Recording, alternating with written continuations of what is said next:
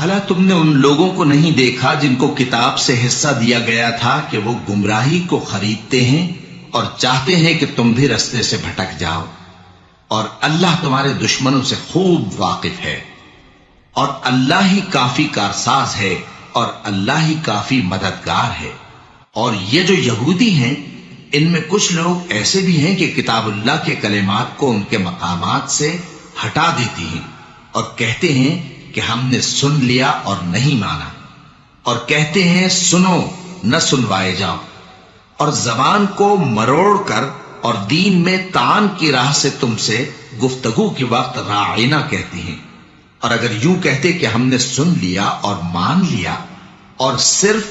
اسمع اور راعینا کی جگہ انظرنا کہتے،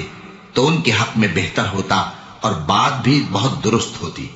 لیکن اللہ نے ان کے کفر کے سبب ان پر لعنت کر رکھی ہے، تو یہ کچھ تھوڑے ہی ایمان لاتی ہیں۔ اے کتاب والو،